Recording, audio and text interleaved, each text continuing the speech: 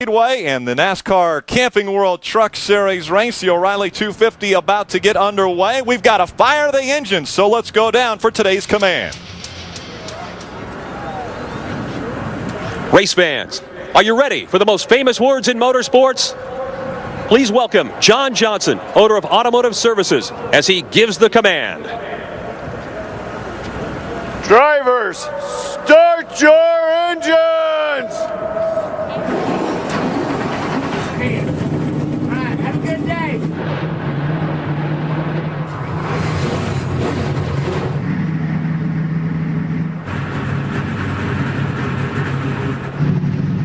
The engines are fired. That means everyone ready to get this one underway. In the NASCAR Camping World Truck Series, race number 5 of the 2009 season. Our world is often broken down into one thing or another. Where you find a yes, there is also a no. One man's triumph. This is the house that Busch and Ballou have built in the NASCAR Camping World Truck Series. Is another's defeat. There are a number of badly damaged race machines. There's a right. Everybody minding their P's and Q's up the super stretch. And a wrong. Commitment line violation for the 51 truck. Open. Close. Hot. Todd Bodine looking to make it 4 straight wins at the super speedways. Cold. Falling like a rock from the front row. He's just trying to hang on to stay in the top 10. On. Off. But in some circles, things are not always black and white.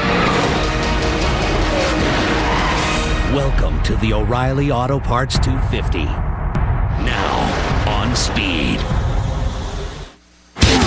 Engines are running and the adrenaline is at a peak right now. Welcome to the NASCAR Camping World Truck Series O'Reilly Auto Parts 250, presented on speed by World of Warcraft. The word has come up numerous times, weather. Well, what's it like here in Kansas City, Kansas? 79 degrees and overcast. Yes, it's gray skies just above us here in this mile-and-a-half racetrack. But that is completely out of the mind of the drivers right now as they're getting ready to take on this mile-and-a-half track. After 4 races, Todd Bodine just 38 points behind Kyle Busch. And because Kyle Busch was in Talladega moments ago at the nationwide race, he will lose the point lead after today's race. Will it be Ron Hornaday, Mike Skinner, Todd Bodine taking over the top spot? Well, we'll have to find out. Hello everyone, Rick Allen with you today, and obviously with 8 races in the books at Kansas, you've got plenty of stories, 8 different winners. Well, for more on the stories, let's bring in 2 of the best in the business, Ray Dunlap and Adam Alexander. Ray, what's the big story in the garage today? Well, for me, Rick, the big story was all the brand new sponsorship down here in the garage this weekend. 8 complete brand new sponsorships on trucks, and in this economy, that's really great news. However, Harris Trucking came to this racetrack without a major sponsorship, so they decided to go the charity route. April is Autism Awareness Month, and Terry Cook and David Starr will be carrying stickers on their truck today promoting autism awareness, and you can go to autismspeaks.org and get a lot of great information, and it's very nice to see that charity being taken care of by Harris Trucking. Now let's check in with my buddy, Adam Alexander.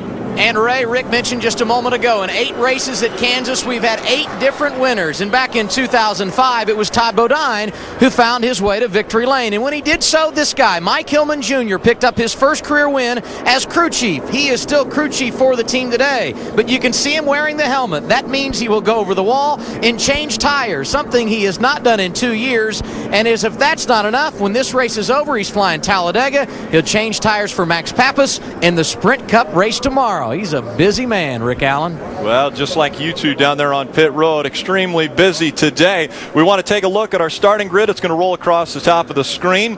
And Ron Hornaday, actually the bottom of the screen, Ron Hornaday and Mike Skinner will make up row number 1.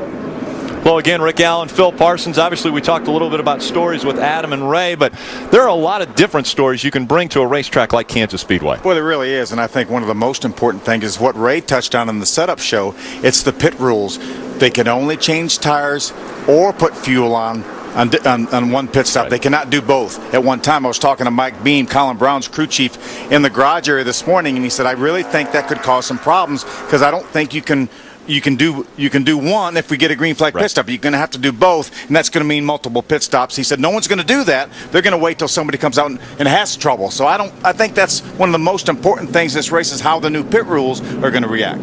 And obviously that's a change to the 2009 season. We want to take a look at our ZMAX track description. 1.5-mile racetrack.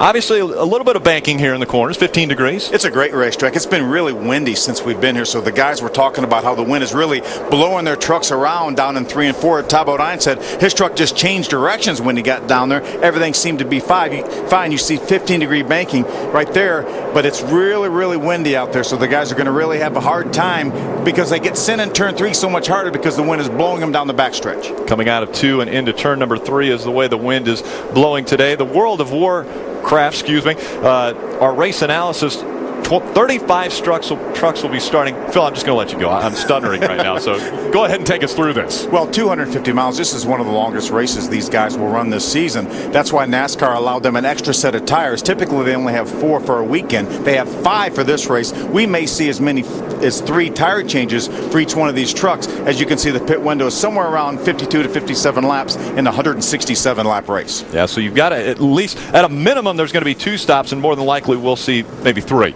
Yeah, well, it could be 6 because you got to do fuel and tires on different pit stops. Exactly. We'll ride along with a few different trucks today, one of those being Rick Crawford. He'll carry the Ford on board. We're also going to ride along with Todd Bodine. He's going to be in Toyota on board. New sponsor on board that truck, Ventrilo. Todd's a 2005 winner. He starts back in 17th. Camping World on board for Ron Hornaday will also carry one of our cameras today, so it'll be interesting to see if the series champion can repeat the win here at this track. We're also going to ride along with Matt Crafton in the Menard Chevrolet. Matt won at Charlotte last year on a 1.5-mile racetrack, and he starts in the 14th position, 5th in points right now. Our Autism Speaks on board will be on with Terry Cook. And obviously, if you want more information about autism, go to autismspeaks.org. We'll ride along with Terry, see how he does. It's Autism Awareness Month here in the month of April, and there's amazing numbers. 1 out of every 150 kids are diagnosed with autism, and it's just it's something you need to learn a lot more about. Yeah, Terry told me that is such a great tool, the autismspeaks.org website. If you think you might have some issues, go to that website. It'll take you through what to do and what to see. Great education process. Speaking of education, let's go back trackside to Ray Dunlap.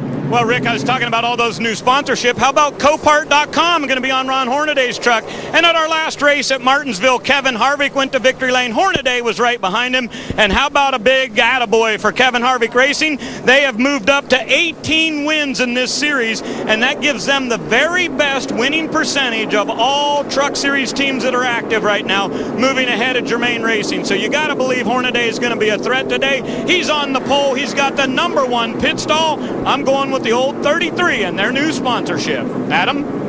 And Ray, we should also keep our eyes on another veteran, Rick Crawford, who starts 13th this afternoon. He has never won at Kansas, but 6 times he's finished in the top 10 in 8 different starts. And while he's not won, he's got some guys on his side who have. John Quinn, seen here, led Eric Darnell to victory lane a couple of years ago. He plays many roles with his team. And the crew chief, seen atop the box, Kevin Cowboy Starlin, was there when Carl Edwards won here a few years ago. Both hope their day this afternoon ends in victory lane as well. Rick?